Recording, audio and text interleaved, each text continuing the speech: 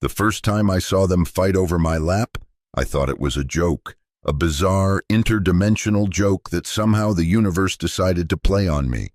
Daniel Cross, a 34-year-old psychologist who'd been shipped off to the Meridian Station as humanity's contribution to the Galactic Coalition's mental health initiative. Let me back up a bit. 3 years ago, humanity joined the coalition, not with a bang, not with fanfare, but with what the aliens called disturbing psychological resilience. Turns out, compared to most species in the galaxy, humans were remarkably good at not going insane when faced with existential horror. Who knew all those centuries of war, plague, and reality TV had been preparing us for something useful? So here I was, stationed on a neutral planet that served as the Coalition's cultural exchange hub, trying to help various alien species deal with their psychological quirks. The job paid well. The view of 3 moons was spectacular, and most days, I only questioned my life choices about twice. Then came that Tuesday. I was in the main conference hall, a massive dome structure that could house about 500 beings of various shapes and sizes. The monthly cultural exchange meeting was in full swing, with representatives from 12 different species mingling, sharing their traditions, and trying not to accidentally insult each other. The Krellians were demonstrating their gravity-defying tea ceremony. The Vorthon delegates were explaining why they considered silence a form of music, and I was just trying to find a quiet corner to review my notes for the next day's therapy sessions. That's when I saw her, Serenia. She moved through the crowd like a blade through silk, every step calculated, every gesture precise. Standing at about 6 feet tall, she had the lithe, powerful build of a predator. Her feline features were striking elongated ears that twitched at every sound, eyes that shifted from amber to gold depending on the light, and a tail that moved with a life of its own. Her fur was a deep obsidian black with silver markings that looked like ancient runes running down her arms. She wore the traditional armor of her people, the Nixari, a form-fitting suit of what looked like liquid metal that shifted and moved with her body. The Nixari were known throughout the coalition as master warriors, their entire culture built around concepts of honor, combat, and something they called the eternal hunt. They were also, I'd learned from my briefings, extremely particular about personal space and territory. I was still observing her when another figure caught my attention, Liara. Where Serenia was all sharp edges and controlled violence, Liara was fluid grace and calculated intelligence.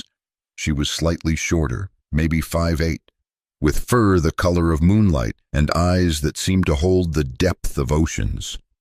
Her markings were different too, intricate patterns that looked more like mathematical equations than battle scars. She wore robes instead of armor, deep blue fabric that seemed to shimmer with its own light, marking her as one of the Zalani, a subspecies of the same feline race, but one that had evolved along different lines. The Zalani were philosophers, strategists, the thinkers to the Nixari's fighters. I should have noticed the tension when they both spotted me at the same time. I should have seen the way Serenia's ears flattened against her head, or how Liara's tail went rigid. But I was busy trying to figure out why my translator was glitching, showing me words like claim right and territory bond that didn't quite make sense in context. The next thing I knew, they were both standing in front of me. "Dr. Cross," Serenia said, her voice a low purr that somehow managed to sound like a threat. "You are alone." "Observantly stated," Liara interjected, her tone lighter but her eyes never leaving Serenia. Though I would argue that Dr. Cross appears to be quite comfortable in his solitude, a trait we Zalani deeply respect. "The Nixari respect strength," Serenia countered, taking a step closer to me. "And the good doctor has shown remarkable strength in his work. 3 successful interventions with Class 4 traumatic species. Impressive." I held up my hands, my universal gesture for Please don't drag me into whatever this is. Ladies, I appreciate the recognition, but I was just about to sit, they both said simultaneously. And that's when things got weird. Well, weirder. Serenia moved first, fluid and fast, attempting to position herself behind me in what I later learned was a Nixari claiming stance. But Liara was ready, intercepting with a grace that belied the speed of her movement. Suddenly, the space around my chair became a battlefield. They weren't throwing punches or drawing weapons. No, this was something else entirely. It was like watching two dancers compete for the same stage, each movement calculated to claim space, to establish dominance. Serenia would shift left. Liara would counter. Liara would attempt to circle behind. Serenia would block. And through it all, they kept talking. The doctor requires someone who understands the warrior's burden, Serenia said, her tail whipping dangerously close to Liara's face.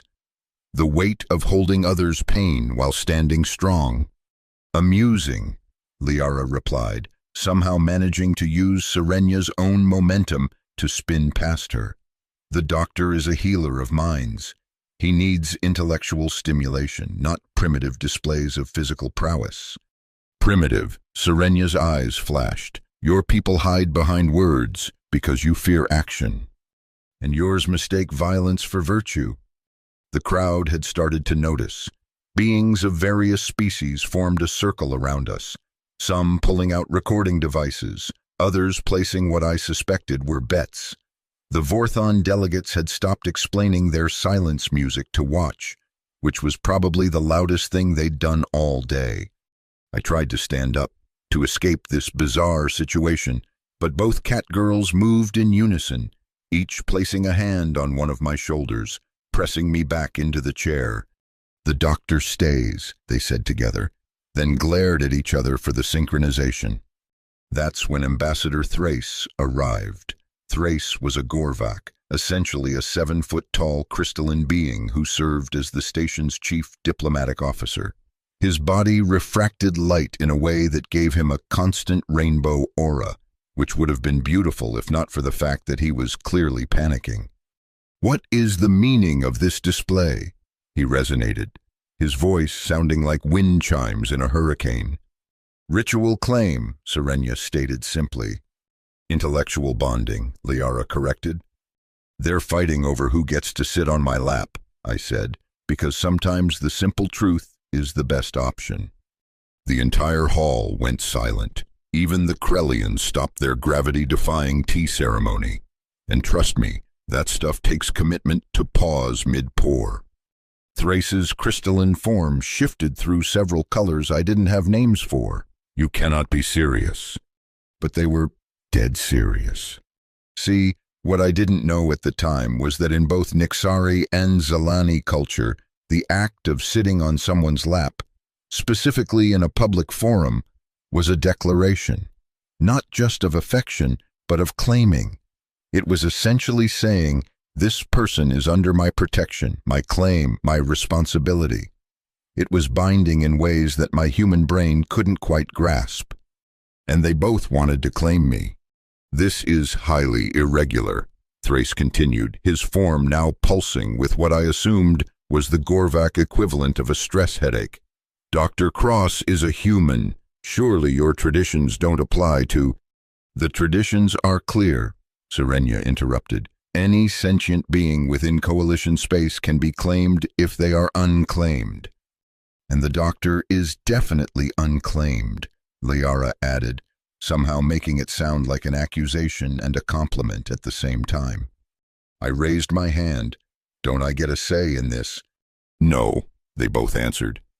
That seems problematic, I pointed out. Human concepts of consent differ from galactic standard, Liara explained, still maintaining her position at my left shoulder. Your species' emphasis on individual choice is quaint. Quaint, I felt my professional composure slipping. My species' emphasis on individual choice is the foundation of our entire psychological framework. Which is why you're so fascinating, Serenia purred, and I could feel the vibration through my right shoulder. You choose to help others despite having the choice not to. Strength through selection rather than obligation. Don't listen to her philosophical babbling, Liara said. She's trying to distract from the fact that Nixari claiming rituals haven't been updated in 3 centuries. At least we have rituals. The Zalani make everything up as they go, calling it adaptive strategy. They were circling again, but this time they were circling me. I was the axis around which their conflict rotated, and I had the distinct feeling that this was about more than just cultural tradition. Perhaps, Thrace interjected, his form now shifting to what I recognized as his diplomatic solution configuration. We could resolve this through proper channels, file the appropriate paperwork, go through committee review. Both catgirls hissed, actually hissed. The sound was primal enough that several species in the crowd took involuntary steps backward. This is a matter of honor, Serenia stated. And intellectual precedence, Liara added. Then you know what must happen, a new voice said from the crowd. The sea of beings parted, and I saw him for the first time. Talon Drex. He was a Corvani, a species that looked like someone had decided to crossbreed a shark with a diplomat. Smooth gray skin, too many teeth, and eyes that never seemed to blink.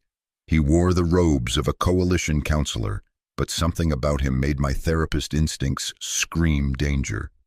Counselor Drex, Thrace acknowledged with what sounded like reluctance. The law is clear, Drex continued, his smile showing far too many teeth. When 2 parties of equal standing claim the same unclaimed being, there must be a formal challenge, a duel of honor. The crowd murmured excitedly.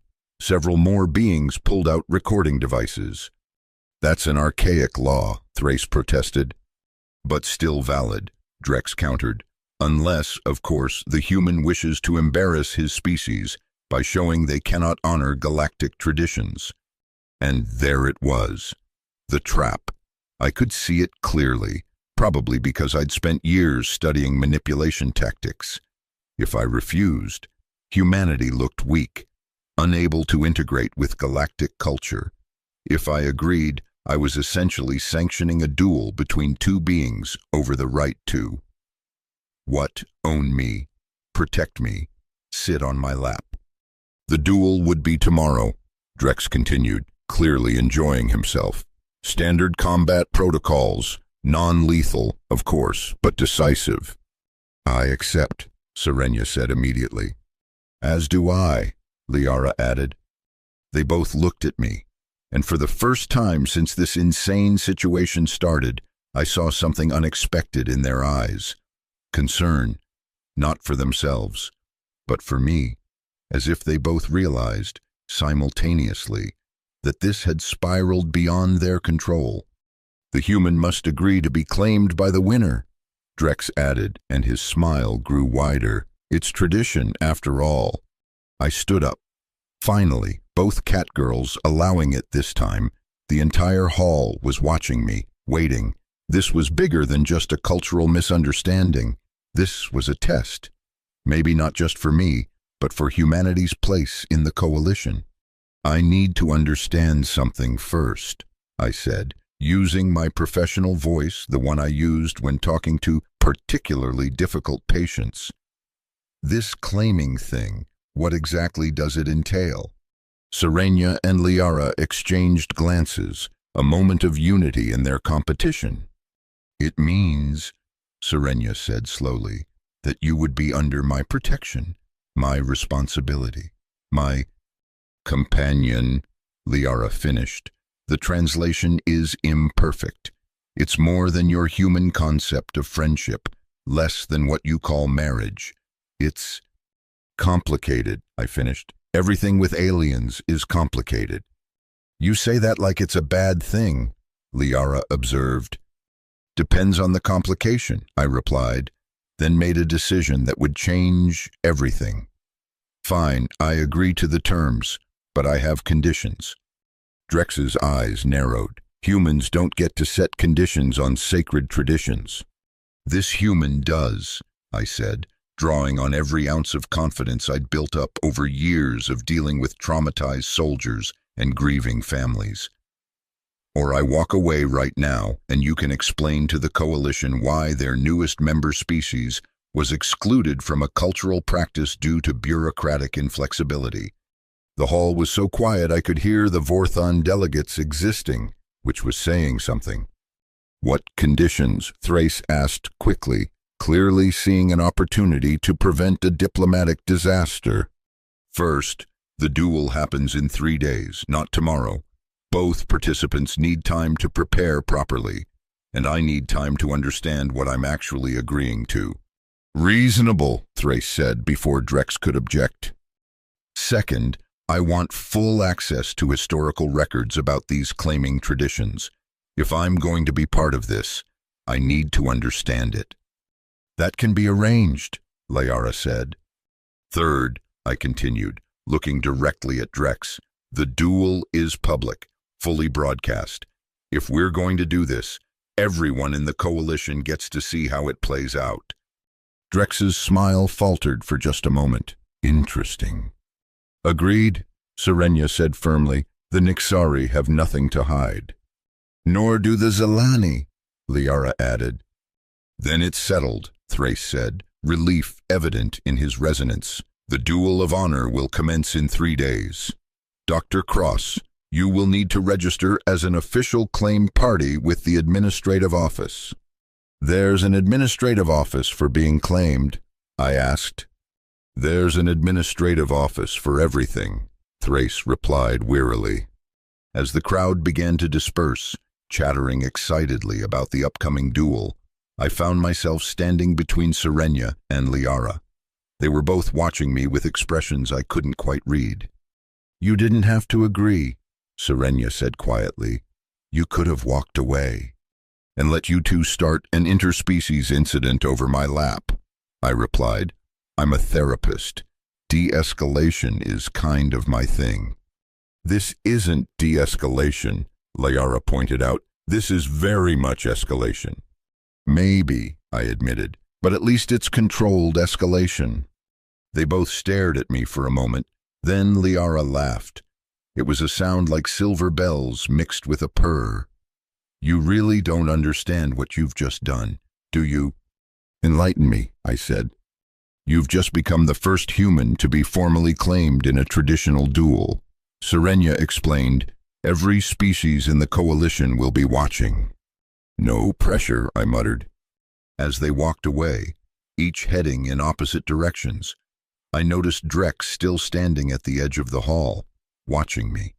He gave me another too-wide smile before disappearing into the crowd. I had the distinct feeling that this was about more than just two alien cat girls fighting over lap-sitting rights. Something bigger was at play here, and I just walked right into the middle of it. 3 days. I had 3 days to figure out what was really going on, understand alien claiming traditions, and somehow prevent what felt like an inevitable disaster. Just another Tuesday at the Meridian Station. The next morning came with a headache and about 43 messages on my communication pad. Half were from colleagues asking if I'd lost my mind. A quarter were from various media outlets wanting exclusive interviews, and the rest were from species I'd never heard of, offering advice on proper claiming etiquette. I deleted them all and headed to the archives. The Meridian Station's historical archive was located in the oldest part of the structure, a section that predated humanity's arrival by about 300 years. The walls were made of some kind of living crystal that stored information at the molecular level. Just being in the room made my teeth ache. I found Liara already there, surrounded by floating holographic texts, her tail swishing back and forth as she read at a speed that made my eyes water just watching. You're early, she said without looking up. Couldn't sleep, I admitted, pulling up a chair that automatically adjusted to human proportions. Too busy wondering what I'd gotten myself into. Wisdom comes with understanding, she replied, finally turning to face me. In the archive's soft blue light, Her silver fur seemed to glow. I've pulled everything related to claiming traditions. Would you like the comprehensive version or the summary? How comprehensive are we talking? 12,000 years of recorded history across 16 species. Summary it is. She waved a paw, and the floating texts reorganized themselves into a single display. The claiming tradition began with the firstcomers, the original species that founded the coalition. It was a way to prevent conflicts over resources, including intellectual and emotional resources. People are resources. To some species, yes, the Corvani, for instance, view unaligned individuals as potential assets to be acquired. Like Drex. Her ears twitched. You noticed his interest. Good. Yes, Drex has been particularly vocal about humanity's integration into coalition traditions. He believes your species is too independent. And claiming me would prove what, exactly? That humans can be integrated, controlled, made to fit within existing structures. She paused, her tail curling around her feet. But I don't think that's why Serenia and I reacted as we did. Then why? Before she could answer, Serenia entered the archive. She moved differently than yesterday, less predator and more uncertain. She wore training gear instead of armor, and I could see scars beneath her fur that the armor had hidden. They formed patterns that looked deliberate, ritualistic. Liara, she acknowledged with a nod, then looked at me. Dr. Cross, I wanted to apologize for yesterday. The situation escalated beyond intention. Funny, Liara said. I came here to do the same thing. They looked at each other, really looked, and for a moment I saw past the competition to something else. Recognition, maybe, or understanding. Can I ask you both something, I said, using my therapist voice. Why me? There are hundreds of beings on this station. Why did you both simultaneously decide to claim the human psychologist?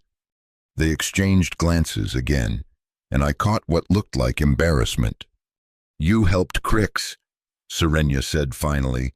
Crix was a Nixari warrior I'd worked with 2 months ago, helping him process survivor's guilt after losing his entire unit.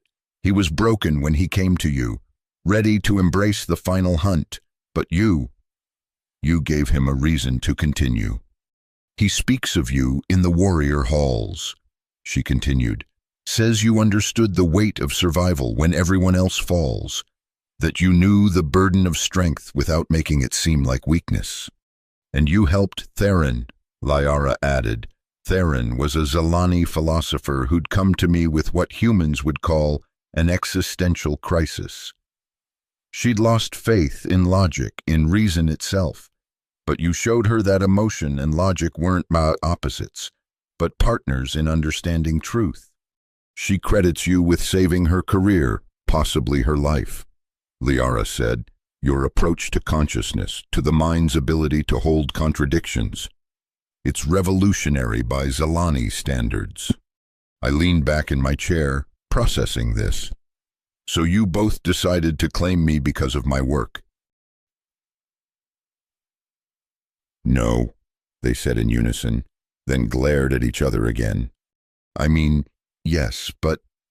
Serenia struggled with words, unusual for her. Yesterday, when I saw you sitting alone at that gathering, surrounded by beings but separate from them, maintaining professional distance, I recognized something. Loneliness, Liara said softly, the kind that comes from being the keeper of everyone else's pain. Warriors know this burden, Serenia added. We carry the weight of those we couldn't save. Scholars know it too, Liara countered. The isolation of understanding truths others aren't ready to hear.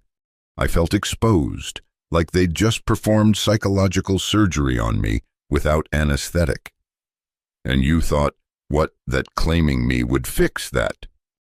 No, Serenia said, but perhaps sharing that burden would make it lighter, or at least more interesting.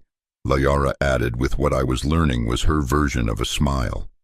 A soft chime indicated someone else entering the archive. I expected another scholar or maybe Thrace coming to check on us. Instead, it was someone I'd never seen before, a human woman, tall and athletic, with the kind of bearing that screamed military even in civilian clothes. "Dr. Cross?" she asked, though her eyes were taking in both catgirls with professional assessment. "Yes. Commander Sarah Mitchell, Coalition Human Affairs. I'm here about your situation." "I wasn't aware we had a Human Affairs department." "We didn't until yesterday. Funny how quickly bureaucracy moves when there's a potential diplomatic incident." She pulled up another chair, the archive automatically adjusting for another human presence. "I've been sent to offer you an out." "An out?" "We can claim diplomatic immunity, pull you out of this dual thing. No one could fault humanity for protecting its citizens from alien cultural practices." I noticed both Serenia and Liara had gone very still, watching me. "And if I don't take the out?" I asked. Mitchell sighed. "Then you're on your own. Earth government won't interfere with local customs, but they also won't protect you from the consequences." "What consequences?" Liara asked, her tone sharp. "The duel is non-lethal. The claiming is non-harmful." "To you, maybe," Mitchell replied, "but Dr. Cross is human. We don't have your cultural framework for this kind of arrangement." "You have marriage?" Serenia pointed out. "Marriage is a choice between equals. This claiming thing seems more like..." "Like what?" Liara's tail was bristling now. "Like ownership," Mitchell said bluntly. Both catgirls recoiled as if slapped. "That's not..." Serenia started. "We would never..." Liara said at the same time. "I know," I interrupted, surprising everyone, including myself. "Commander Mitchell, I appreciate the concern, but I've made my decision. I'm seeing this through." She studied me for a long moment. "You sure about this? Doctor, once this goes public, really public, there's no taking it back." "I'm sure." She stood. "Then good luck. You're going to need it." She headed for the exit, then paused. "Oh, and Dr. Counselor Drex has been making inquiries about you, specifically about your work with trauma patients. Might want to look into that." After she left, silence settled over the archive like a heavy blanket. "You could have left," Serenia said quietly, "avoided all of this." "Could have," I agreed, "but then I'd never know." "Know what?" Liara asked. "Whether this is really about tradition, or if there's something more going on." I pulled up my own display, starting to search through records. "Drex's involvement bothers me. He seemed too happy about this duel." "The Corvani benefit from conflict," Serenia said. "It's their nature." "No," Liara corrected. "It's their culture. Nature and choice are different things." She pulled up another display. "Look at this. Drex has been advocating for stricter integration protocols for new coalition species. He's argued that humans specifically are too unpredictable." "He fears us," Serenia realized. "Warriors recognize fear, even when it wears the mask of superiority." I found what I was looking for. 3 months ago, Drex proposed a motion to limit human involvement in coalition psychological services. It was voted down. The deciding votes came from the Nixari and Zelani representatives. We all looked at each other as the pieces started falling into place. "He's using us," Liara said. "If the duel goes badly, if there's an incident, he can argue that humans can't integrate with coalition customs." Serenia finished. "That we're too different, too dangerous to mix with established species. And if one of you gets hurt, or if I refuse the claiming after the duel, it proves his point." I added, "Humans can't be trusted to honor traditions." "That manipulative bottom feeder," Serenia snarled, and for a moment I saw the warrior she really was. "Elegant, though," Liara admitted grudgingly. "He's turned our own traditions against us." "So what do we do?" I asked. They looked at each other and something passed between them, an understanding, maybe, or a recognition of a common enemy. We give him what he doesn't expect, Serenia said. Agreement, Liara added. I'm not following. Serenia moved closer, and I caught her scent for the first time, like ozone and steel, with something softer underneath. The duel doesn't have to be antagonistic. It can be a demonstration. Of what? Of unity, Liara said, also moving closer. She smelled like old books and starlight. If starlight had a smell, the rules state we must compete, but they don't specify we must compete against each other. You want to turn the duel into a performance. More than that, Serenia said. We want to show that claiming can be about more than possession, that it can be about choice, partnership, adaptation. Very human concepts, I pointed out. Exactly, they both said. I looked between them, these two alien warriors who'd gone from fighting over me to conspiring with me in the span of a day. This is insane. Most important things are, Liara observed. But we'll need your help, Serenia added. The duel is public. You'll need to play your part. Which is? The human who brings different species together, Liara said. The bridge between tradition and evolution. No pressure, I muttered for the second time in 2 days. Serenia surprised me by laughing. It was a sound like distant thunder, powerful but not threatening. Crix was right about you. You do understand the burden of strength. And Theron was correct as well, Liara added. You see patterns others miss. Speaking of patterns, I said, something clicking in my mind. Has anyone else noticed that Drex always seems to know exactly where to be and when? They both frowned. Yesterday at the gathering, I continued, he showed up right when the claiming dispute reached its peak. And Mitchell said he's been making inquiries about my work, but I've never had any Corvani patience. You think he's been watching you? Serenia asked. I think he's been watching all of us, waiting for an opportunity. I pulled up my patient files, encrypted and secured but accessible to me. Look at the timing.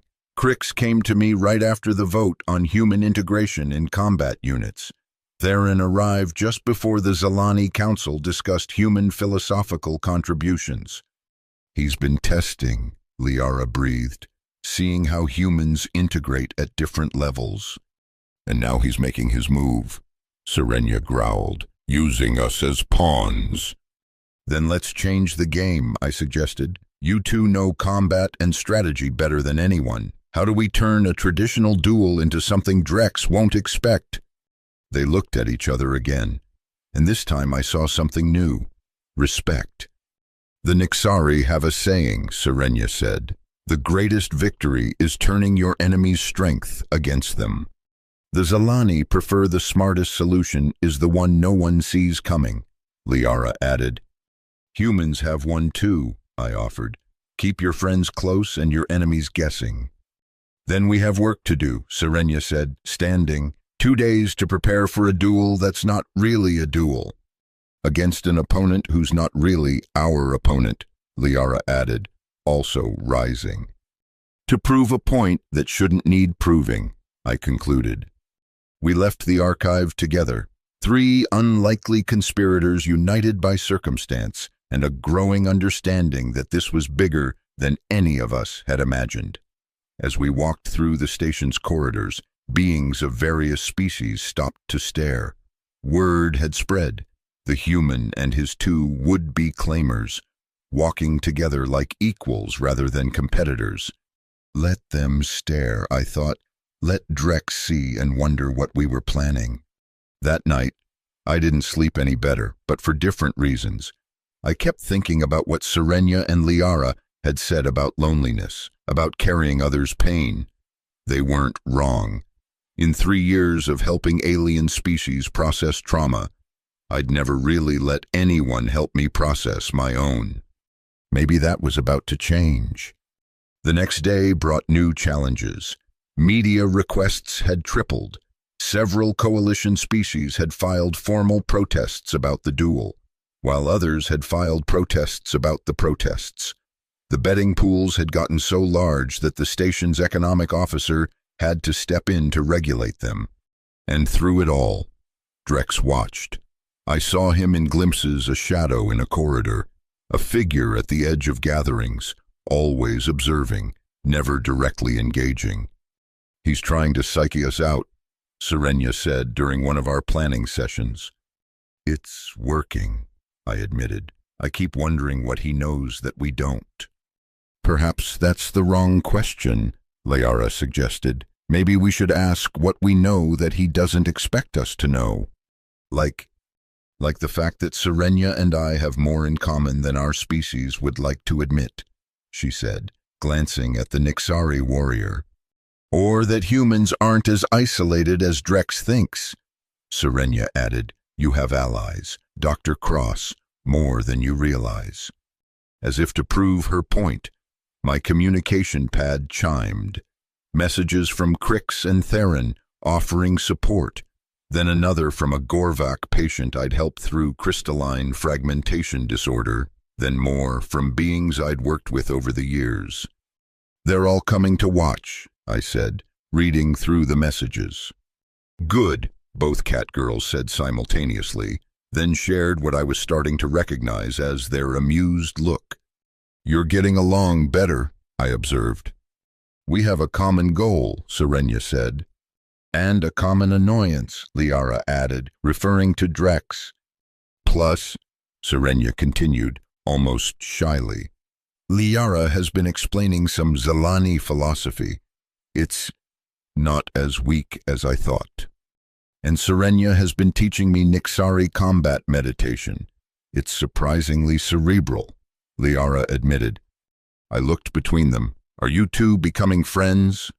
They both looked horrified at the suggestion, then caught each other's expressions and laughed. "Perhaps," Serenia admitted. "Possibly," Liara conceded. The final day before the duel arrived with all the subtlety of a supernova. The station was buzzing with anticipation.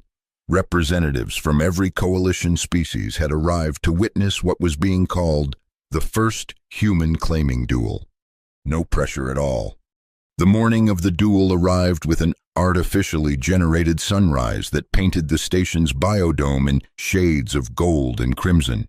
I stood in my quarters, staring at the formal attire that had been delivered overnight, a strange hybrid of human diplomatic dress and coalition ceremonial robes. Someone had put thought into this, making sure I looked the part of a being worth claiming. My door chimed. I expected Serenia or Liara, maybe Thrace with last-minute paperwork. Instead, I found Crix, the Nixari warrior I'd helped months ago. He stood at attention, wearing full battle honors, scars proudly displayed. "Dr. Cross," he rumbled, his voice like grinding stone, "I come to offer the warrior's blessing." "I appreciate that, Crix, but I'm not fighting today." "No," he agreed, stepping inside. "You fight a different battle, one of minds and meanings, still requires courage." He was right, of course. The plan Serenia, Liara, and I had developed was risky.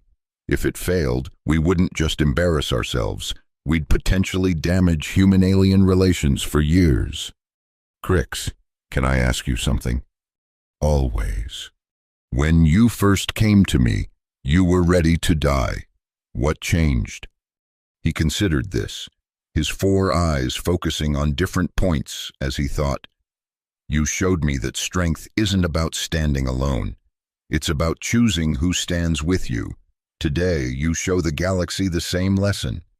Another chime. This time it was Theron, the Zalani philosopher, her robes shimmering with equations that shifted and reformed as she moved.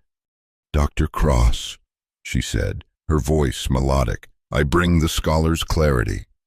2 blessings before a battle I'm not fighting." I mused. Should I be worried? "All battles are fought first in the mind," Theron replied. "You taught me that when you helped me understand that logic and emotion dance together rather than duel." "Speaking of dueling," Crix interjected. Serenia is magnificent today. I saw her in preparation. She moves like death given purpose. And Liara, Theron added, has achieved what we call the perfect calculation. Her mind is a blade sharper than any physical weapon. Great, I muttered. They're both at peak performance for a fight we're trying to subvert. Or, Theron suggested, they're at peak performance for the performance itself. Before I could respond, my communication pad erupted with alerts. The duel was in 1 hour, and apparently, the viewing numbers had exceeded anything in Coalition history. Every species wanted to see what would happen when tradition met humanity's chaos. We should go, Crix said. The arena awaits. The arena? They'd actually reconfigured one of the station's massive cargo bays into a traditional combat space. As we approached, I could hear the crowd already gathering, thousands of beings creating a sound like the ocean, if the ocean was made of different gravities and breathing patterns. Thrace met us at the entrance, his crystalline form practically vibrating with anxiety. Dr. Cross, thank the void. I need to brief you on the protocols. Protocols. Once the duel begins, you cannot interfere directly. You must remain in the designated claimed zone. Any attempt to physically intervene will result in immediate disqualification and default judgment. Default judgment meaning both claimants would be dishonored, and you would be declared unclaimable. Essentially, no coalition species could formally interact with you beyond basic necessity.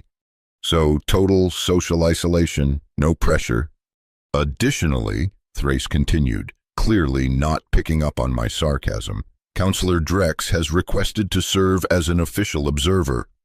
Of course he has. He claims it's to ensure proper protocol is followed, but he wants a front row seat to watch his plan unfold. I finished. Precisely. We entered the arena, and the noise hit me like a physical force. The space was massive, with gravity fields adjusted to accommodate viewers from different worlds. Some floated, some clung to walls, others existed in ways that hurt to perceive directly. At the center was the combat circle, about 30 meters in diameter, marked with symbols from a dozen different cultures. And there, on opposite sides, were Serenia and Liara. Serenia had transformed into something out of legend. Her armor was different from before, older, covered in scripts that seemed to move. Her weapons were traditional Nixari battle claws, extensions of her natural ones that gleamed with an edge that looked sharp enough to cut light itself. She moved through warm-up forms that were beautiful and terrifying in equal measure. Liara had chosen a different approach. She wore minimal armor, just enough to satisfy regulation, but her body was covered in temporary tattoos that I recognized as Zalani logic proofs. Her weapon was something I'd never seen before, a staff that seemed to exist in multiple dimensions simultaneously, leaving after images as she moved it through practice patterns. Impressive, aren't they? Drex's voice came from behind me, smooth as oil over water. I turned to find the Corvani counselor standing too close, his endless teeth displayed in what he probably thought was a friendly smile. Counselor, I acknowledged. Such a shame it has to come to violence, he continued, moving to stand beside me in the claimed zone. If only humans understood the subtleties of coalition culture better. We understand more than you think. Do you? His eyes, black as space between stars, fixed on me. Then you understand that after today, everything changes. Either you accept the claim and prove humans can be integrated properly, or you refuse and prove that your species is too chaotic for true membership. False dichotomy, I said, using my therapist voice. You're assuming those are the only two options. What other option could there be? Before I could answer, the arena's acoustic dampeners activated, bringing instant silence.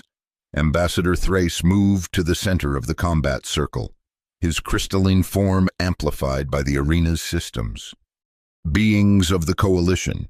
His voice resonated through every translator simultaneously. We gather to witness a duel of honor, the first involving a human-claimed party. The combatants Serenia of the Nixari, 17th Blade of the Storm Legion, Liara of the Zalani, Prime Calculator of the Third Theorem, the claimed Dr. Daniel Cross of Earth, Psychological Advisor to the Coalition. The crowd erupted in various species-appropriate expressions of excitement. The rules are ancient and simple, Thrace continued. Combat continues until one yields or cannot continue. No lethal force, no permanent maiming.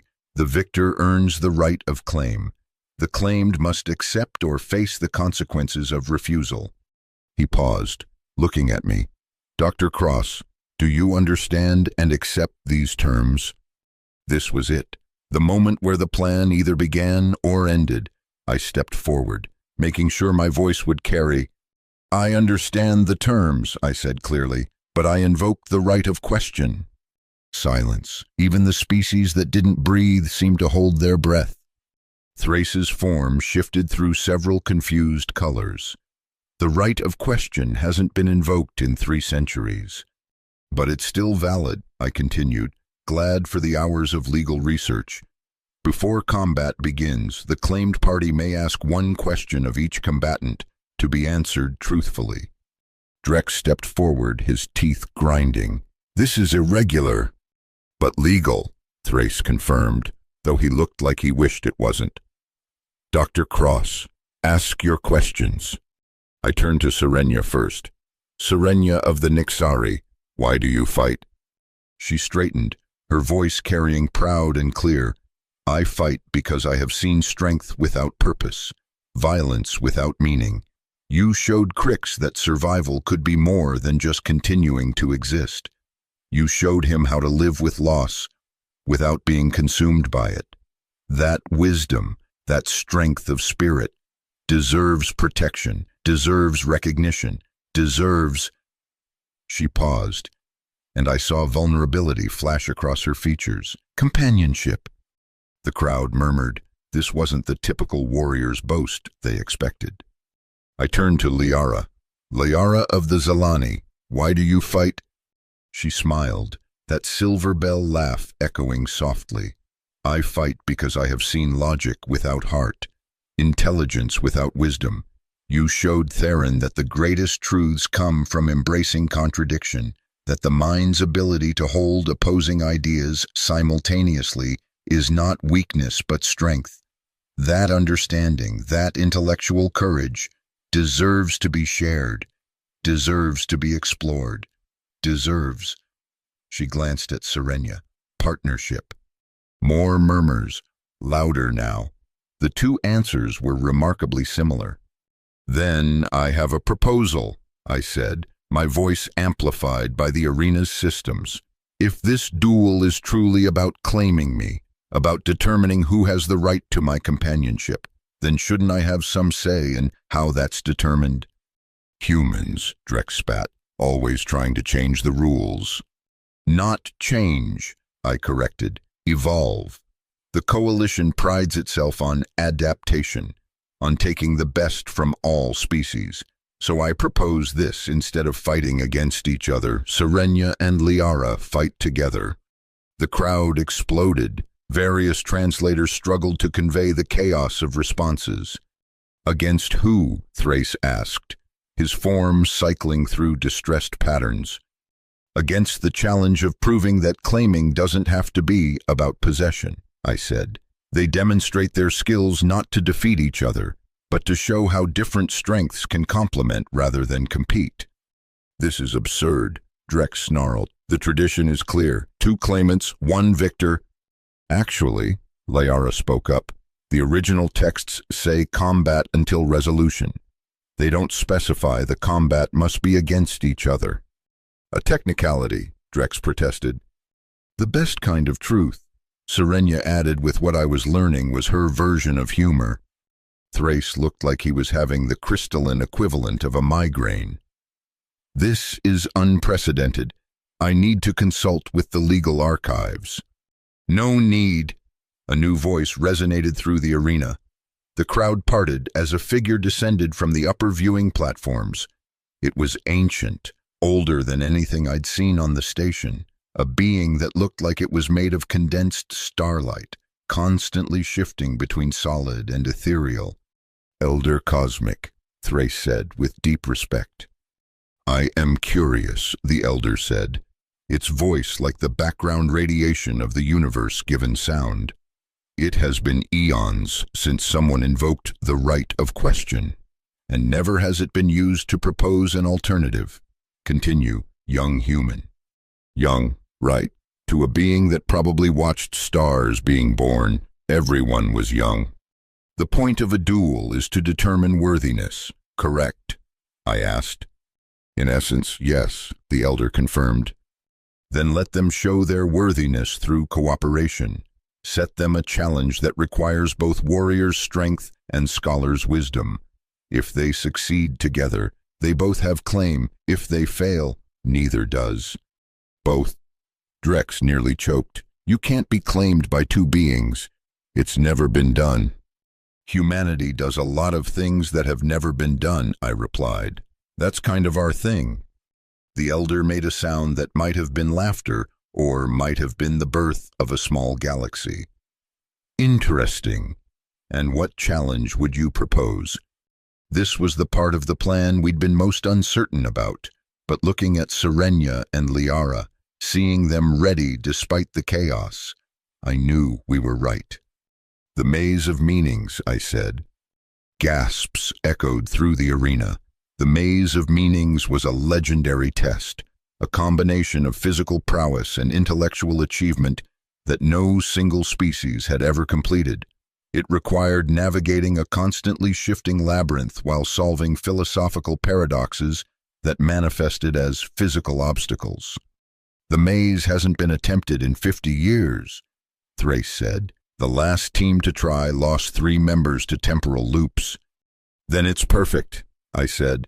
"If the claim is about proving worthiness to stand beside me, to share the burden of healing minds across species, then they need to prove they can face the impossible together." The elder's form brightened. Bold, foolish, utterly human. It turned to Serenia and Liara. "Do you accept this challenge?" They looked at each other, and I saw the moment of decision pass between them. Whatever rivalry had existed was set aside in the face of something greater. "We accept," they said in unison. "Then let the maze be prepared," the elder commanded. The arena floor began to shift and change. Solid matter became fluid, reality bent, and structures arose that violated several laws of physics. The Maze of Meanings materialized like a nightmare made of logic puzzles and warriors' trials. "The rules are simple," the elder explained. "Enter together, emerge together. Every challenge must be faced by both. Success means both have proven worthy. Failure means neither has. The claimed party," it gestured to me, "will observe from the center, where the maze will deliver them should the challengers succeed." "This is insanity," Drex protested one more time. "This is adaptation," the elder corrected. "Something the coalition claims to value." Its attention fixed on Drex with an intensity that made the Corvani step back. "Unless you wish to formally challenge the legitimacy of this trial." Drex's teeth ground together, but he shook his head. Challenging an elder was political suicide. "Then begin," the elder commanded. Serenia and Liara stepped to the maze's entrance. They paused, looking back at me. "Don't do anything stupidly heroic," I called out. "That's your job," Serenia called back. "We're just doing the impossible," Liara added, "much simpler." They entered the maze, and reality went insane. The first challenge materialized immediately, a bridge that existed only when observed, spanning a chasm that was simultaneously inches and miles deep. A warrior alone would try to run across before it vanished. A scholar alone would try to calculate the observation pattern. But together. "Observe in sequence," Liara said quickly. "I'll maintain constant observation while you cross. Then you do the same for me. No, Serenia countered. Together, you observe the path. I'll carry you. Your observation keeps it solid for both. It was brilliant. Liara climbed onto Serenia's back, keeping her eyes fixed on the bridge while Serenia sprinted across. The bridge flickered but held. Trust made manifest. The crowd watched in fascination as challenge after challenge arose. A wall that could only be climbed by someone who believed they would fall. A door that opened only for those who accepted it would never open. Each paradox required both physical ability and intellectual flexibility. Warrior and scholar united. But it was the fifth challenge that nearly broke them. They entered a chamber where they faced themselves, not mirrors or illusions, but perfect duplicates that moved to block their every action. The warrior's duplicate matched Serenia's every move. The scholar's duplicate countered Liara's every strategy.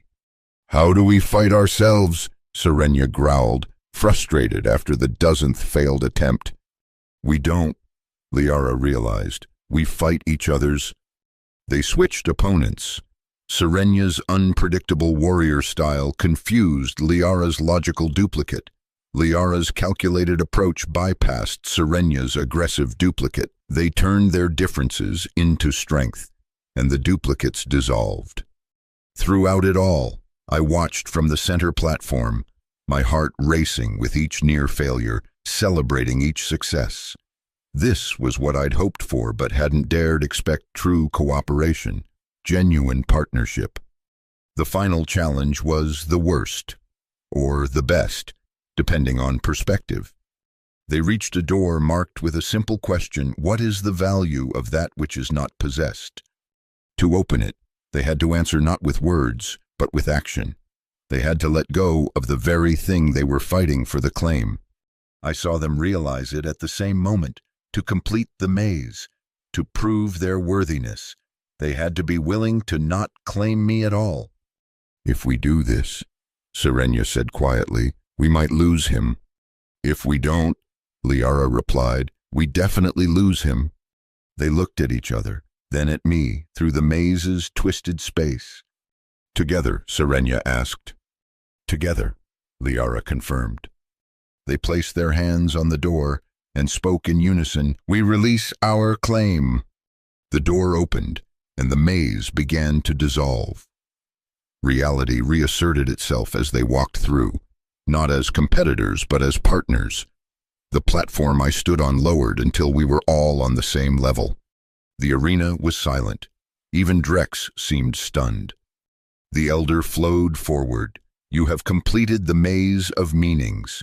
You have proven that strength comes not from possession, but from partnership. The question remains, Dr. Cross. Do you accept their claim?" "I accept," I said, then added the words that would change everything, both of them. The crowd erupted again, but I wasn't done. "But not as tradition defines it. I accept them as partners, as equals, as companions in the true sense, not because they won me, but because they were willing to lose me for the right reason. That's very human, and apparently very alien too."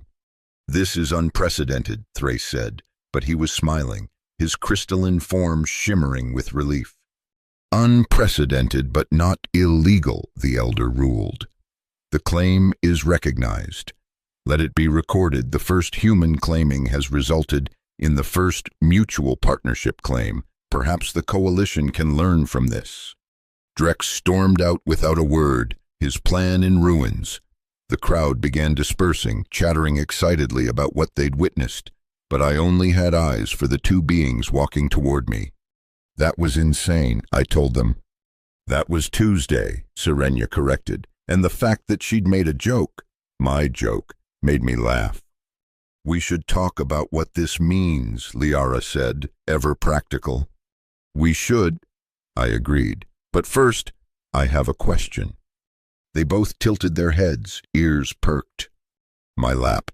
"Do you actually both want to sit on it? Or was that just a cultural thing?" They looked at each other, then at me, then burst out laughing. Serenia's thunder rumble mixed with Liara's silver bells. and I realized this might actually work. It's comfortable, Serenia admitted. And strategic high ground, Liara added. But mostly comfortable, they said together. As we left the arena, the three of us walking side by side, I caught a glimpse of Crix and Theron in the crowd. They were smiling, or whatever their species equivalent was. They'd been right. All battles are fought first in the mind, and the greatest strength is choosing who stands with you. Or in this case, who sits on your lap. The week following the duel was, to put it mildly, complicated. The station's administrative AI had a complete breakdown trying to process the paperwork for a dual claim partnership, something that had literally never existed in its programming. Thrace spent 3 days in emergency sessions with the legal department, while media from across the coalition bombarded us with interview requests. But those were external complications. The internal ones were far more interesting. So, I said, sitting in my quarters with Serenia and Liara, how exactly does this work? We'd been dancing around the practical details for days. They'd both moved some belongings into my quarters, which had been automatically expanded by the station to accommodate multiple residents. The space now had 3 distinct areas that somehow flowed together my human necessities. Serenia's warrior minimalism, and Liara's scholarly chaos of floating data pads and holographic equations. On Nixari worlds, Serenia said, sharpening her claws with a stone that hummed at a frequency that made my teeth ache. Claimed partners share everything: space, resources, battles. On Zelani colonies, Liara added, reorganizing her data streams for the 5th time that morning. It's more about intellectual synchronization, shared thoughts, collaborative problem-solving, mental intimacy. And on Earth, I said, we usually start with dinner and a movie. They both looked at me with those distinctive feline expressions of confusion, ears tilted at angles that would have been adorable if they weren't attached to apex predators. It's a bonding ritual, I explained, sharing food and entertainment, low stakes, high comfort. That sounds... Serenia paused, searching for words. Pleasant. Inefficient but intriguing, Liara concluded. That's how we ended up in the station's Earth cuisine restaurant that evening, probably the strangest dinner date in human history. Serenia approached her pasta like it might attack her, while Liara analyzed the molecular structure of pizza before taking a cautious bite. This is remarkably complex for something that appears so simple, Liara observed, cheese stretching as she lifted a slice. It's just bread, sauce, and cheese, I said. Just... Serenia had discovered garlic bread and was on her 3rd basket. This is warfare against hunger. Delicious victory. Other diners kept stealing glances at us. The human, with his 2 cat-girl partners, had become the station's most interesting gossip. Some species approved, others were scandalized, and the betting pools had shifted to how long our arrangement would last. Dr. Cross, a familiar, unwelcome voice, interrupted our meal. Drex stood beside our table, his shark-like features arranged in what he probably thought was a pleasant expression. "Counselor," I acknowledged, noting how both Serenia and Liara had subtly shifted into defensive positions. "I wanted to congratulate you on your creative solution to the duel," he said, though his tone suggested congratulations were the last thing on his mind. "You've certainly made an impression on the coalition." "That wasn't the intent, wasn't it?" His black eyes fixed on me, a human transforming our most sacred traditions, bending them to your will. Some might say it's exactly what we feared when your species joined. Some might say evolution is necessary for survival, Liara interjected coolly. Evolution, Drex mused, or contamination. Your human's influence has already affected both of you. The fierce Nixari warrior eating. What is that bread soaked in oil and herbs? The brilliant Zelani scholar engaging in inefficient social consumption. You're becoming less than you were. Or more, Serenia growled, her hand moving toward where her weapon would normally be. We shall see, Drex said, his smile widening. The Coalition Council has called a special session tomorrow. Your unprecedented arrangement requires examination. All three of you are required to attend. He left without another word, leaving a chill in his wake that had nothing to do with temperature. That sounded like a threat, I observed. It was, both catgirls said simultaneously. He's not done, Liara added, her tail lashing. Drex doesn't accept defeat easily. Good, Serenia said, baring her fangs slightly. Neither do we. That night, I had the dream again, the one I'd been having since the war, since I'd been a field medic trying to hold soldiers' minds together while their bodies fell apart. But this time, it was different.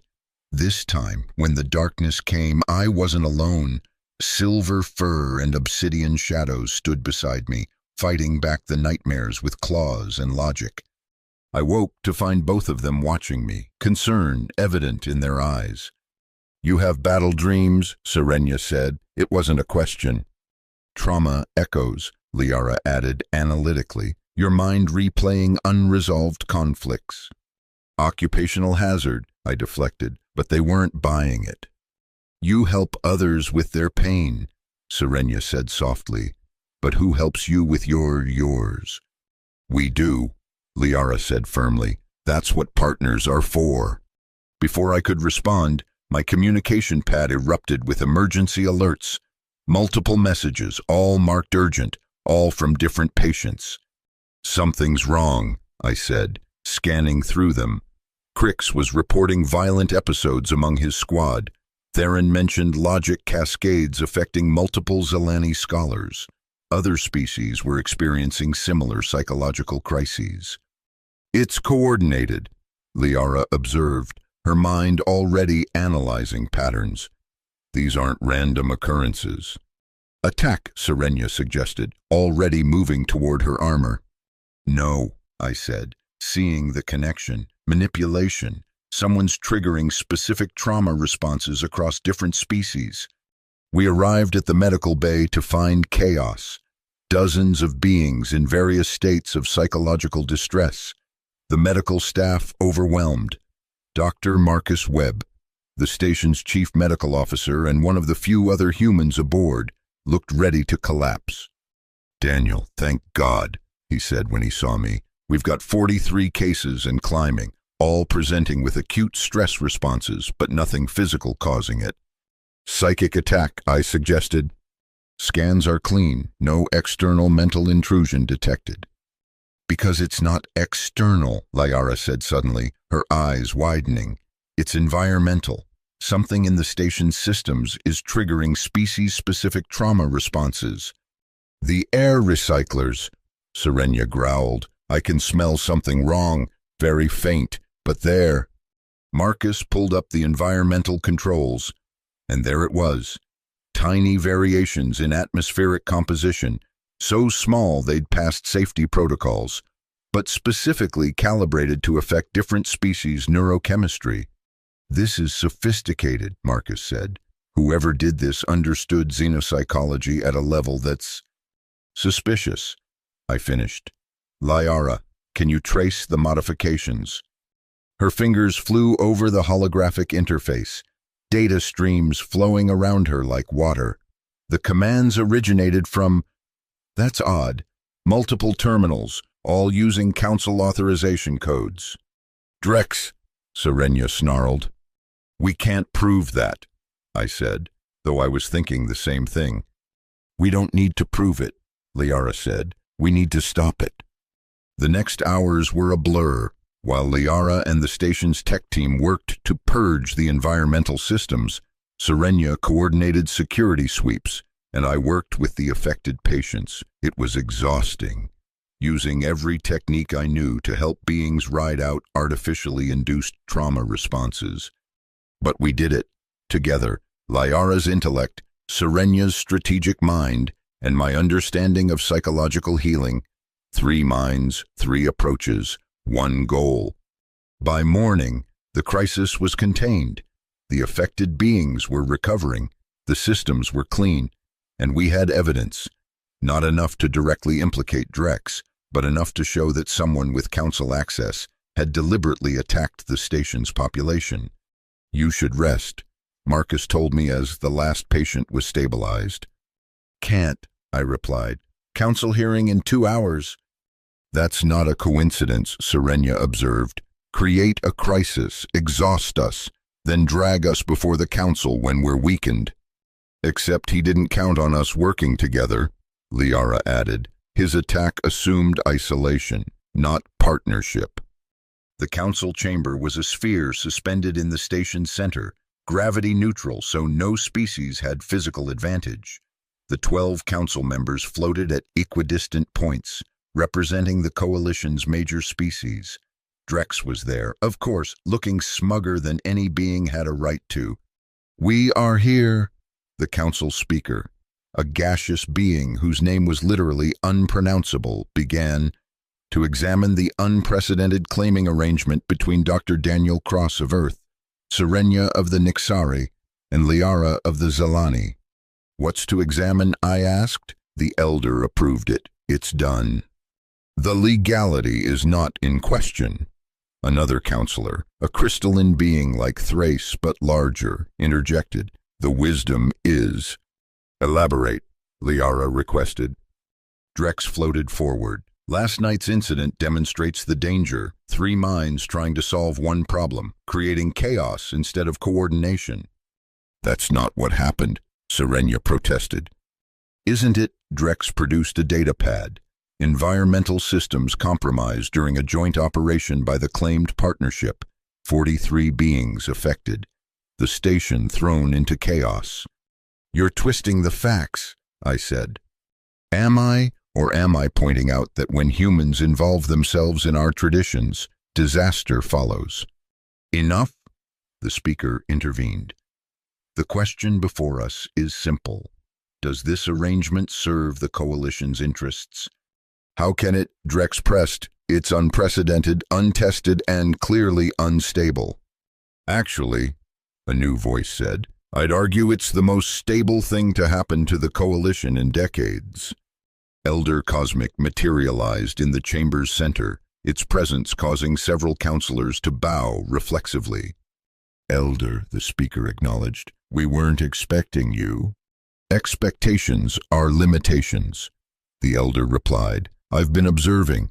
Last night's crisis wasn't caused by this partnership. It was resolved by it. You have proof. Drex's voice had lost some of its confidence.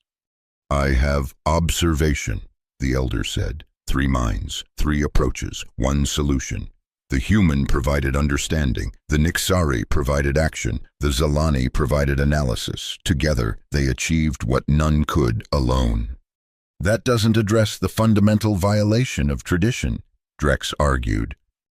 Tradition. The elder's form pulsed with what might have been amusement. Counselor Drex, do you know why the claiming tradition began? To establish clear partnerships and prevent conflict. Wrong. It began because species were lonely. The void between stars is vast, and consciousness is rare.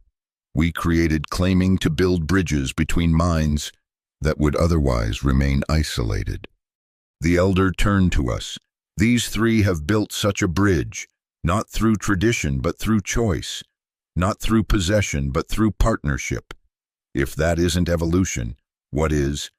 It's contamination, Drex insisted. Human chaos spreading through our ordered society. Is that what you fear? I asked suddenly, understanding clicking into place, that humans will change things, make them messy, complicated. You already have, he snarled, his diplomatic mask finally slipping.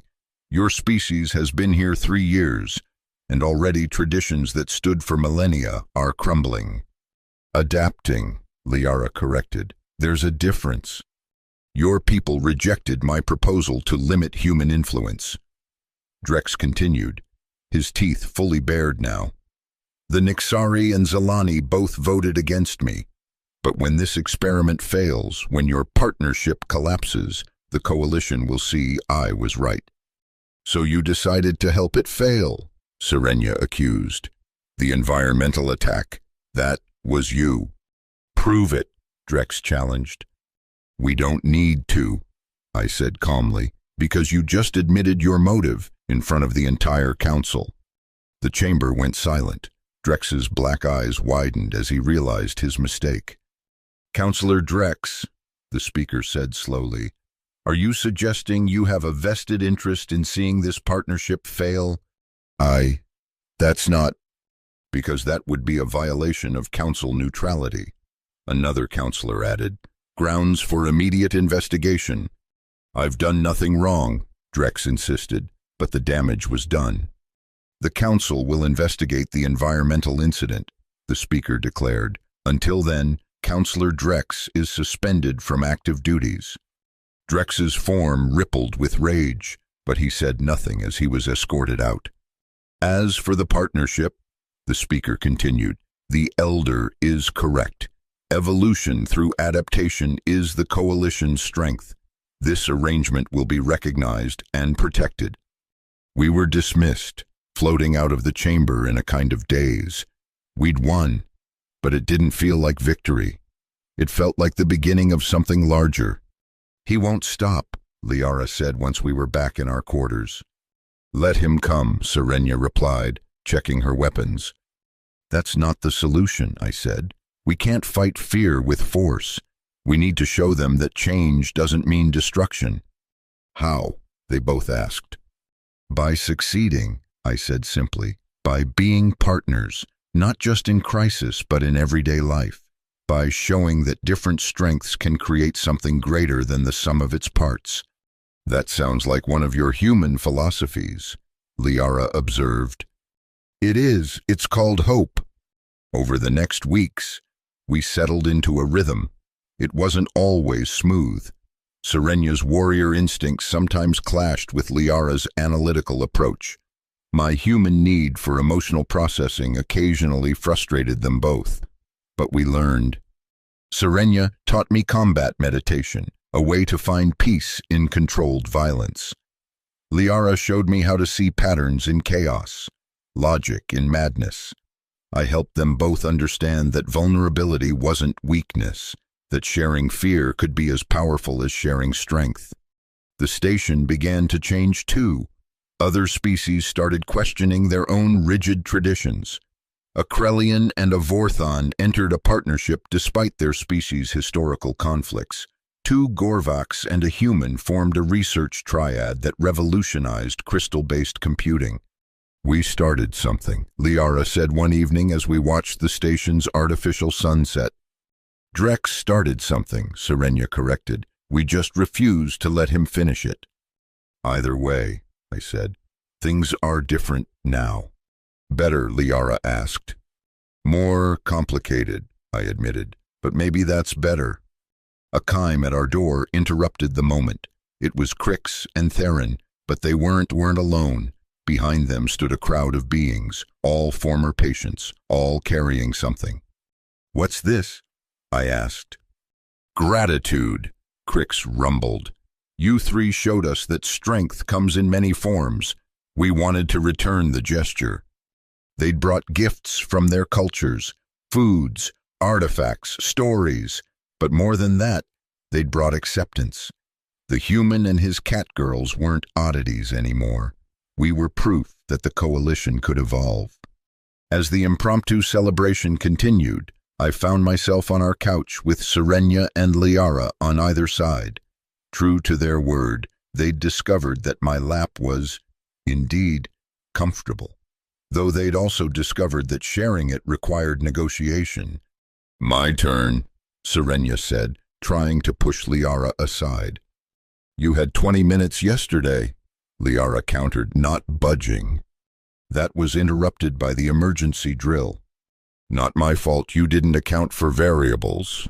I laughed, genuinely laughed, for the first time since I'd arrived at the station. You know, there's room for both of you.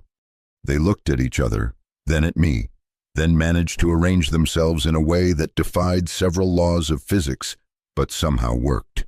Serenya's head on one shoulder, Liara's on the other, both purring at frequencies that created an oddly harmonious resonance. "This is highly irregular," Thrace said from across the room, but he was doing his species equivalent of smiling. "That's our specialty," I replied. Later that night, after everyone had left and we were alone, I asked them the question that had been bothering me. "Do you regret it? This whole situation?" "Regret implies we would choose differently if given the chance," Liara said thoughtfully. "Would you?" Serenya asked me. I thought about it, about the complications, the politics, the sheer impossibility of making a relationship work across three species with completely different concepts of intimacy and partnership. "No," I said finally, "it's messy and complicated and probably impossible, but it's also real," Serenya finished. "Evolutionary," Liara added. "Worth it," we all said together. Somewhere in the station, Drex was probably plotting his next move. The coalition was still adjusting to the changes we'd initiated. There would be more challenges, more crises, more moments when our partnership would be tested. But sitting there, with two alien cat girls literally fighting for space on my lap while simultaneously purring in harmony, I realized something important. Humanity's greatest contribution to the coalition wasn't our resilience or our adaptability. It was our ability to find connection in the strangest places, to build bridges where others saw walls, to look at the impossible and say, "Yeah, we can make this work." "Daniel," Liara's voice was soft, almost vulnerable. "Yeah, thank you for choosing both of us." "Thank you," I replied, "for being worth choosing." Serenya made a sound that was half purr, half growl. Less talking, more lap sharing. "It's comfortable here." And it was complicated, unprecedented, probably unsustainable by any logical metric, but comfortable. Sometimes that's enough. The next morning brought new challenges. The investigation into Drex had revealed a network of anti-human sentiment throughout the coalition, beings who saw our species as a threat to their ordered existence. But it had also revealed something else for every voice against us. There were two in support. The partnership between Serenya, Liara, and me had become a symbol of what was possible when species chose cooperation over competition. "We have a problem," Commander Mitchell said, appearing at our door with a grim expression. "Just one," I asked. "That's actually an improvement." "Earth government wants a report, a detailed analysis of your situation. They're concerned about precedent." Precedent. If humans can be claimed by aliens, even voluntarily, it opens questions about sovereignty, citizenship, legal status. You've created a diplomatic nightmare. "Or opportunity," Liara suggested. "New frameworks require new thinking." "Easy for you to say," Mitchell replied. "You're not the one who has to explain to Earth's leaders why one of their citizens is now legally bound to two alien warriors." "Scholar and warrior," Liara corrected. "Whatever. The point is they want assurance this won't become a trend." "Why not?" Serenya asked. "If it works." Mitchell stared at her. "Because humans have spent centuries fighting for individual freedom. The idea of being claimed goes against everything we believe." "But I wasn't claimed," I interjected. "I chose. We all chose. That's the point." "Try explaining that to politicians who think in binary terms," Mitchell said wearily. "Look, I'm on your side here. What you've done is remarkable. But Earth needs reassurance that this won't lead to humans being treated as commodities." "Then we give them that reassurance," I said, "through action, not words." That's how we ended up hosting the first Interspecies Partnership Symposium. The idea was simple: bring together successful partnerships from across the coalition. Show that claiming could evolve into something more egalitarian. The response was overwhelming. Partnerships we didn't even know existed came forward. a human engineer and her Krellian partner who'd revolutionized gravity manipulation, a Vorthan silence singer and their Gorvak resonator who'd discovered new forms of communication, even a triad of Corvani who'd rejected their species' traditional competitiveness in favor of cooperation. "This is bigger than us," Liara observed, watching the gathering crowd. "It always was," I replied. "We just lit the match." The symposium was held in the same arena where our duel had taken place. Poetic, in a way, where combat had been expected. Conversation flourished. Where tradition had demanded winner and loser, we celebrated mutual benefit. Drex appeared on the second day, technically free pending investigation results. He looked different, deflated somehow, his usual swagger replaced by something more calculating. "Enjoying your revolution, Dr. Cross?" he asked, approaching during a break. "It's not a revolution, it's evolution." "Semantics. You're destroying structures that have existed for millennia." "We're adapting them," Serenia said, appearing at my right side. "Improving them," Liara added from my left. Drex looked between them, and for the first time I saw something like understanding in his black eyes. "You really believe this works, don't you?" "We know it does," I said. He was quiet for a moment, then said something unexpected. "My species doesn't form partnerships. We compete, always. It's made us strong, but isolated. Seeing this, seeing species choosing cooperation over competition, it threatens everything I was taught to believe." "Change usually does," I said gently, my therapist instincts kicking in. "But threatened isn't the same as destroyed. Your strength, your competitive nature, it has value. It just doesn't have to be the only way. You would say that you're human. Change is easy for you. You think watching my entire worldview shift when we discovered alien life was easy? You think adapting to technologies that violate everything I learned about physics was easy? Change is never easy, Drex, but the alternative is stagnation." He looked at me for a long moment, then at Serenia and Liara. "They've changed because of you." "We've all changed because of each other," Liara corrected. "That's what partnership means." Drex left without another word, but something in his posture had shifted.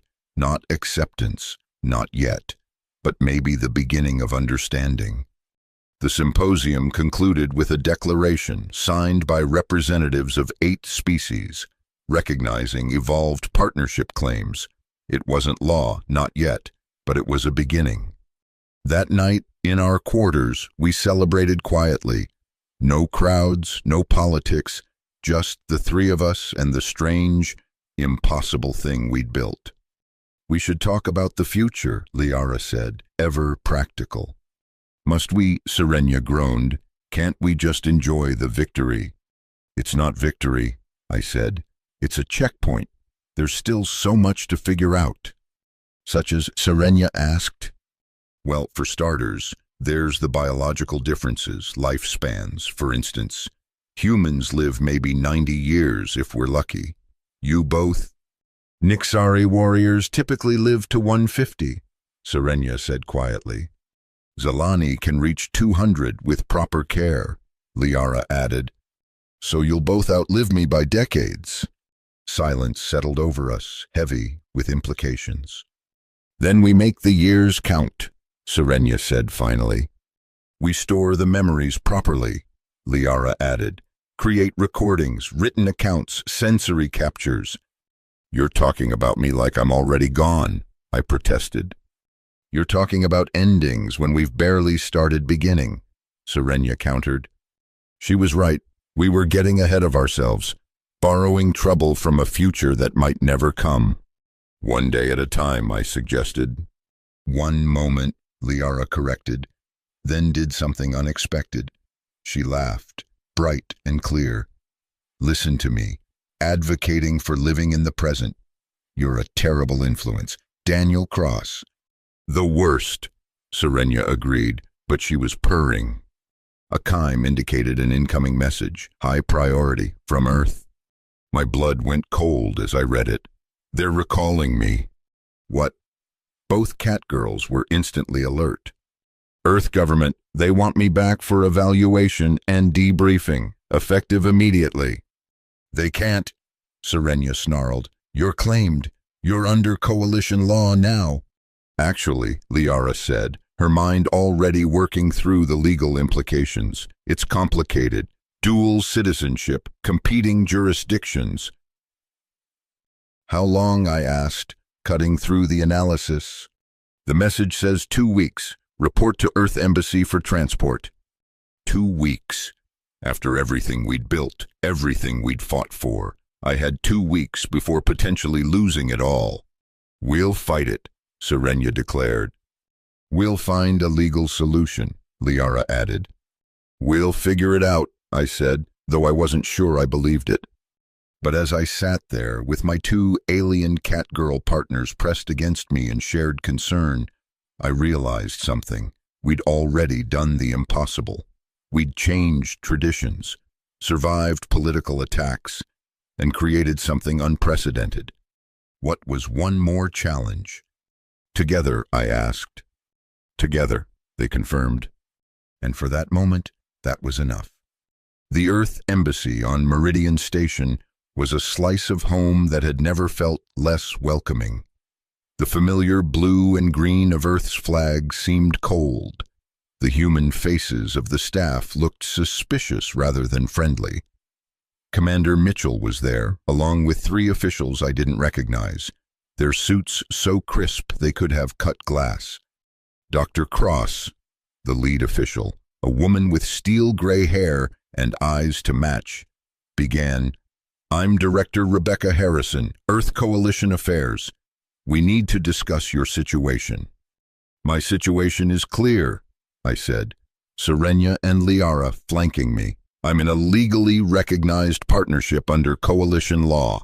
Under alien law, Harrison corrected. Earth never agreed to recognize claiming traditions. Earth agreed to respect coalition customs when we joined.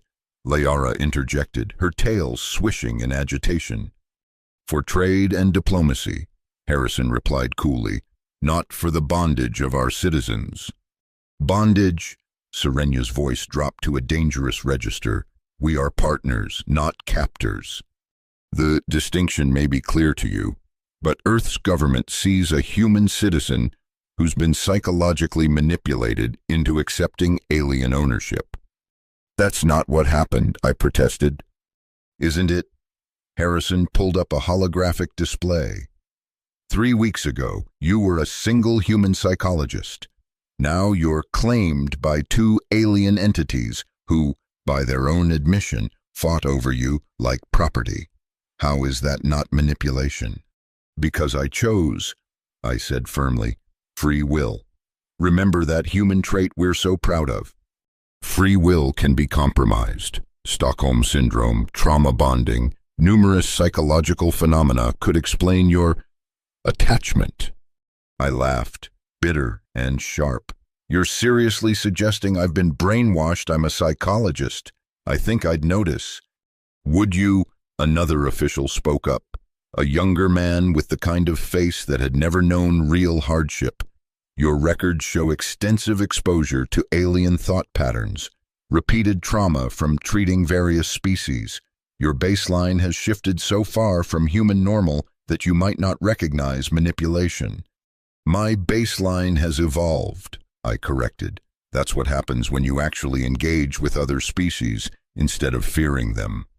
No one's talking about fear, Harrison said smoothly. We're talking about protection. Earth needs to ensure its citizens aren't being exploited.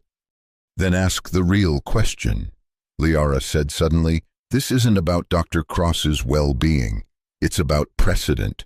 You're afraid other humans will follow his example. Harrison's expression didn't change, but something flickered in her eyes. The concern is valid. If humans can be claimed, even voluntarily, it fundamentally changes our species' standing in the coalition. It makes us equals, I said, understanding dawning. That's what you're really afraid of. Right now, humans are special because we're outside the traditional structures. If we integrate fully, we lose that distinction. We lose our independence, Harrison countered, our ability to stand apart and negotiate from a position of neutrality. Or we gain the ability to build real connections, Serenia argued, to be part of something instead of forever watching from outside. Pretty words from someone who benefits from the arrangement, the younger official sneered. Serenia moved so fast I barely saw it, suddenly inches from his face. I benefit. I'm a warrior who chose companionship over combat. Liara is a scholar who chose emotion over pure logic. We've sacrificed more for this partnership than you can imagine. Stand down, Harrison ordered, though she looked more intrigued than alarmed. Violence won't help your case.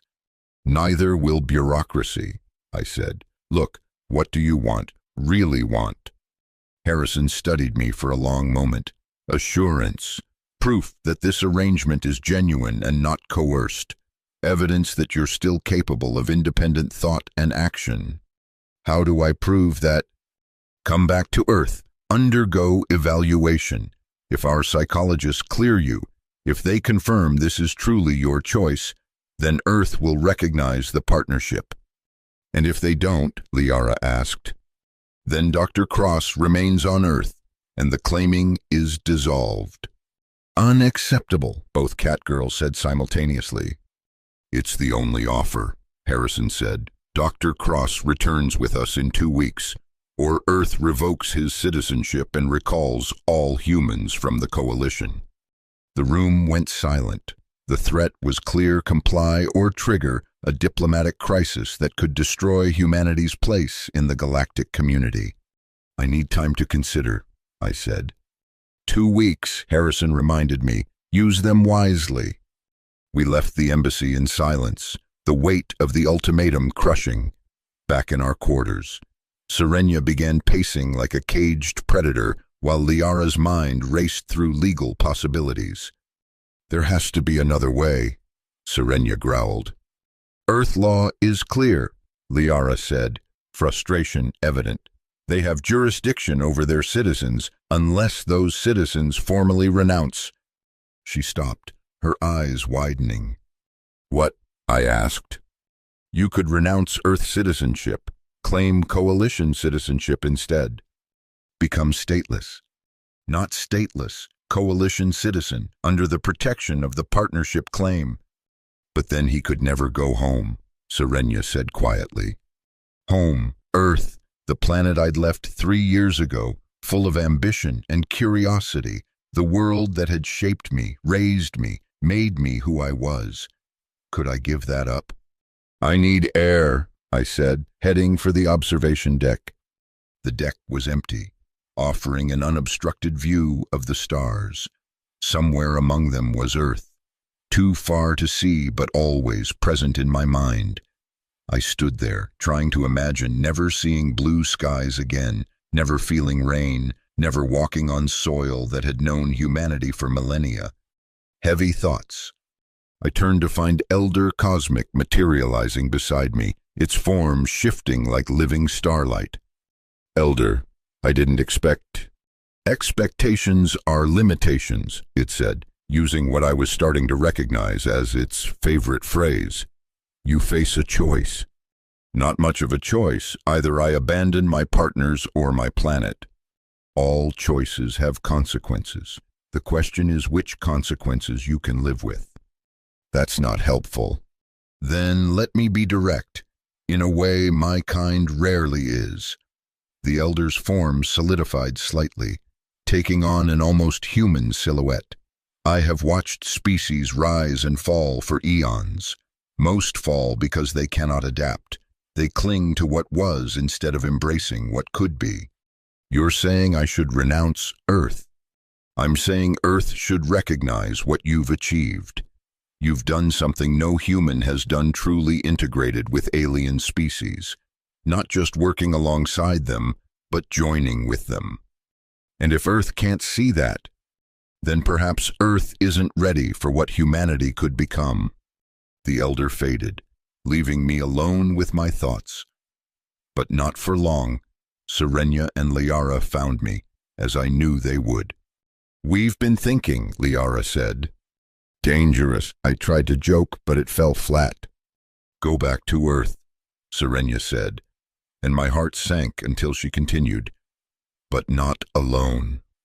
The claiming grant us rights," Liara explained. "We can accompany you as your recognized partners. Earth would have to accommodate us or violate coalition treaties. You'd come to Earth, both of you." "Did you think we'd let you face this alone?" Serenia asked, genuinely puzzled. "Earth isn't prepared for catgirls," I pointed out. "Earth wasn't prepared for aliens at all," Liara countered. "Yet here we are."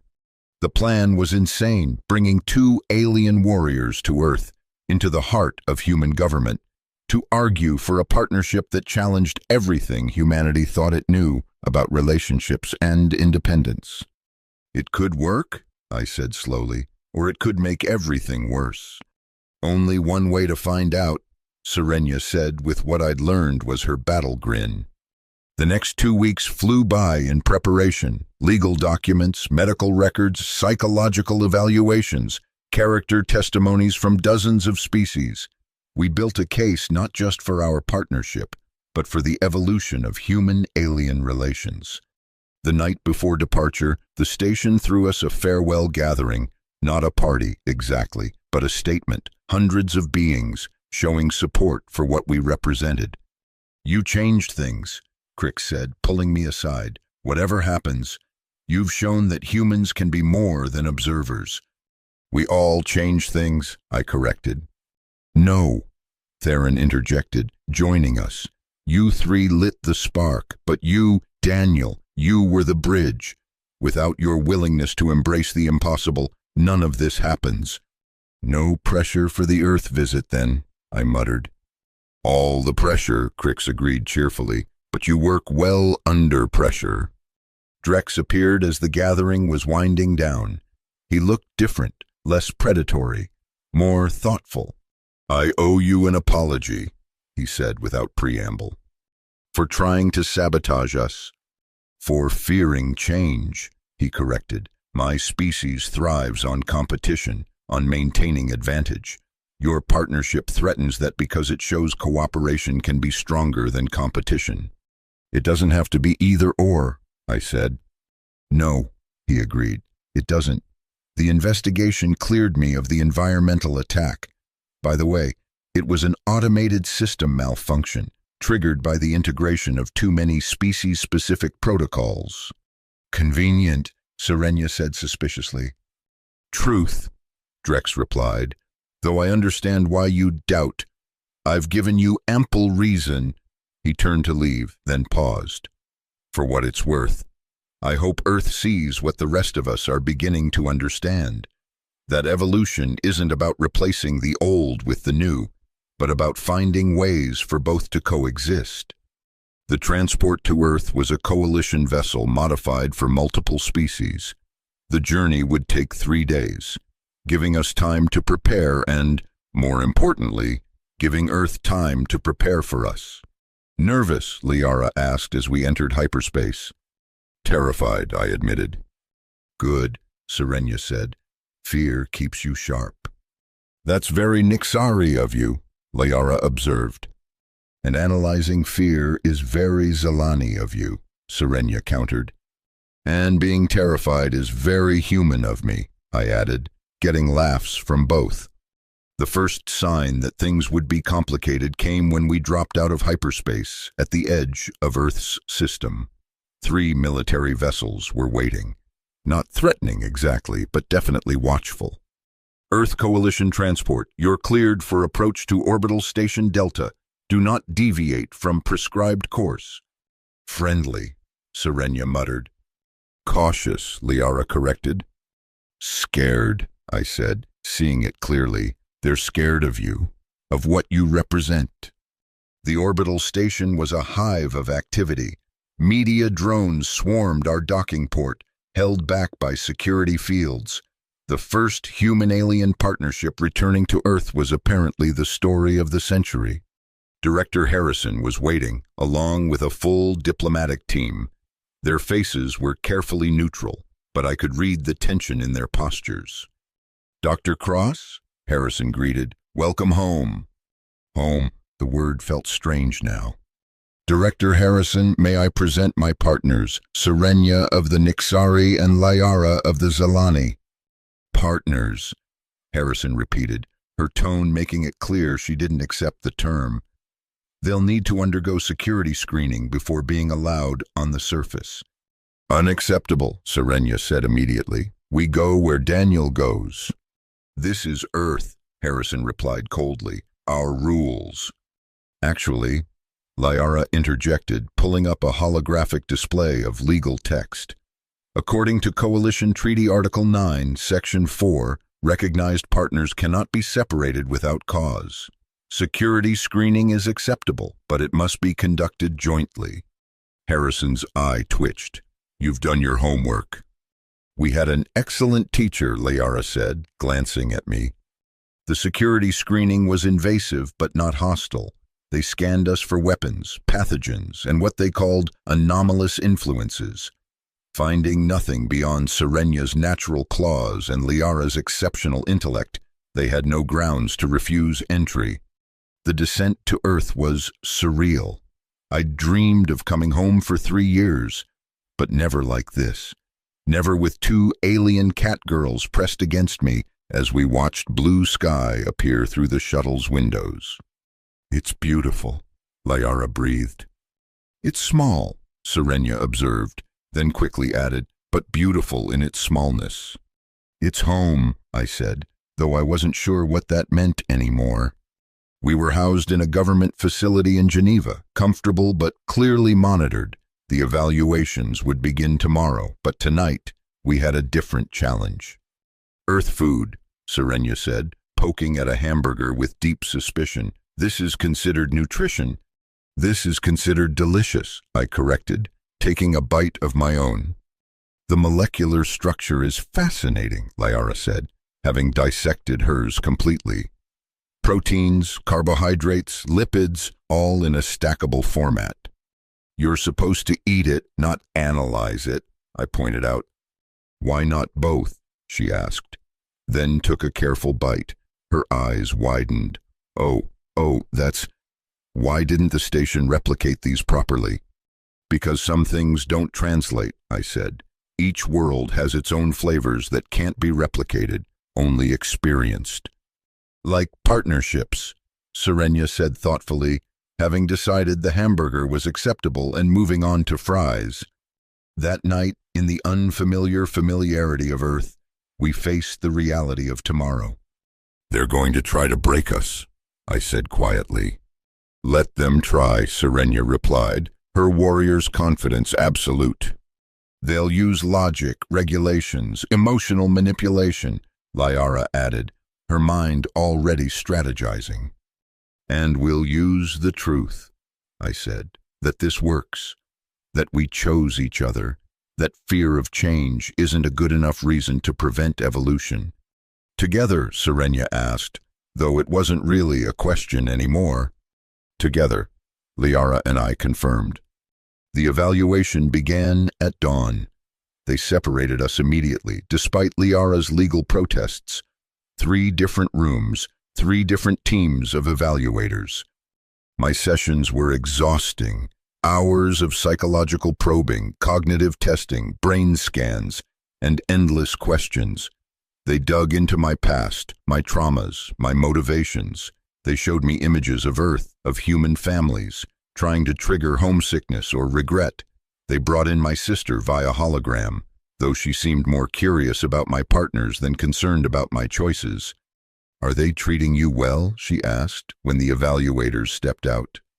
"They're treating me like an equal," I replied. "That's all I ever wanted." "Mom would have been fascinated," she said softly. Our mother had been a xenobiologist, one of the first to study alien life. She'd died before first contact, never knowing how right she'd been about life beyond Earth. "She would have loved them," I agreed. Meanwhile, Serenia was apparently terrifying her evaluators by being aggressively honest about everything, including a detailed explanation of Nixari mating practices that left one psychologist needing a break. Liara was doing the opposite, engaging her evaluators in philosophical debates that had them questioning their own assumptions. On the third day, they brought us together for joint evaluation. The room was packed with officials, psychologists, and what I suspected were military advisors. "Dr. Cross," Harrison began, "after extensive evaluation, our team has concerns." "Of course they do," Serenia muttered. "Your psychological profile shows significant deviation from baseline human norms," Harrison continued. "Your partners display possessive behaviors inconsistent with human concepts of healthy relationships. The power dynamic is unbalanced." "By whose standards?" I asked. "By human standards, the only ones that matter for a human citizen." "That's the problem," I said, standing. "You're judging an interspecies relationship by single-species standards. It's like judging a fish by its ability to climb trees." Amusing analogy, but irrelevant. The question is whether you're capable of true consent given the psychological pressures you've experienced. "Then test me," I said. "Not my past, not my partners. Me, right now. Ask me anything, scan anything, verify that I'm making this choice freely." They did. Live brain scans while I answered questions. Truth verification that went beyond polygraphs. Even a cognitive freedom assessment designed to detect external influence. "The results are clear," the lead psychologist announced after an hour. "Dr. Cross shows no signs of coercion, manipulation, or diminished capacity. His choice appears genuine." "Appears," Harrison seized on the word. "Is," the psychologist corrected firmly. "By every measure we have, Dr. Cross is making a free, informed choice." "Even if that's true," Harrison said, "The precedent, I interrupted, "is that humans are capable of forming meaningful relationships with other species, that we can adapt, evolve, integrate while remaining fundamentally human. Isn't that what we wanted when we joined the coalition, to be part of something larger?" "We wanted trade agreements and technology," an admiral said from the back. "No," I said, remembering my mother's words. "We wanted connection. We wanted to not be alone in the universe." "Well, I found that connection. Are you really going to punish me for succeeding?" "It's not punishment," Harrison began. "Isn't it?" Liara stood, her grace making everyone else look clumsy. "You offer him a choice between his world and his partner's. That's not protection, it's control." "Earth doesn't recognize alien claims on human citizens," Harrison said flatly. "Then recognize human choices about alien partners," Serenia said, also standing. "Or admit that your fear matters more than your citizens' freedom." The room erupted in arguments. Officials debating, psychologists conferring, military advisors looking uncomfortable. Through it all, Harrison watched me with calculating eyes. Finally, she raised a hand for silence. "Dr. Cross, a hypothetical. If Earth refuses to recognize this partnership, if we demand you choose between remaining here or returning to the coalition, what would you do?" I looked at Serenia and Liara, these two incredible beings who'd chosen me as much as I'd chosen them. Then I looked at the room full of humans, my species, my people, so afraid of change they'd rather cage me than let me fly. "I'd choose them," I said simply, "every time, because they see me as a partner, not a possession, because they've shown me that strength comes from diversity, not uniformity. Because with them, I'm not just surviving, I'm evolving." "You'd abandon Earth." "Earth would be abandoning me," I corrected. "But more than that, Earth would be abandoning its future. We can't remain isolated forever. We can't treat every change as a threat. Sometimes we have to take leaps of faith."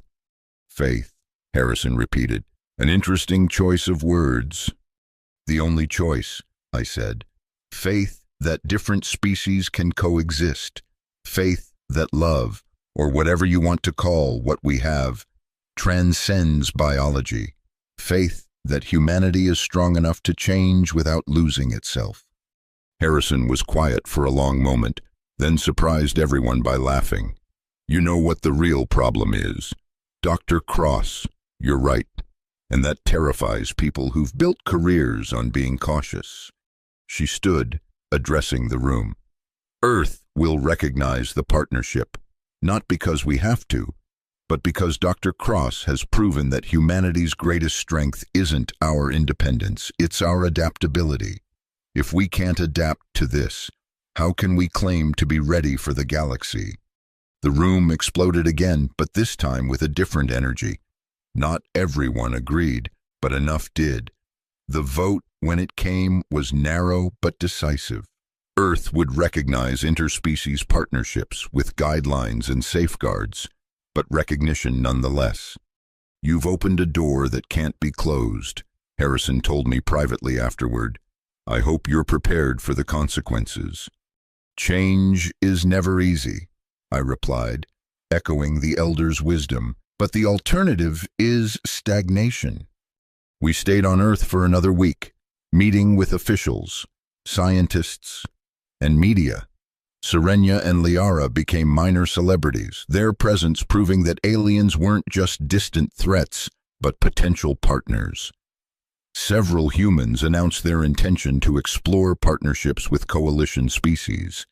The door wasn't just open, people were walking through it. On our last night, we stood on a beach watching Earth's moon rise over the ocean. It was Serenia and Liara's first experience with natural waves, and they were fascinated. The rhythm is hypnotic, Liara observed, her toes in the sand. It's like combat breathing, Serenia added, timing her breaths to the waves. It's home, I said, then corrected myself. One of my homes. One of, Serenia asked. Home is where you choose to be, I said.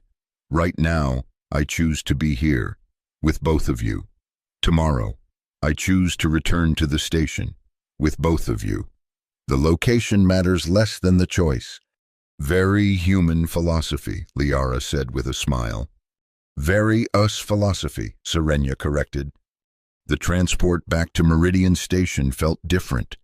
We weren't fleeing Earth or escaping to the coalition. We were simply going home, to the life we'd built together. The station welcomed us back with a celebration that violated several noise ordinances. The partnership movement had grown in our absence. New connections, new possibilities,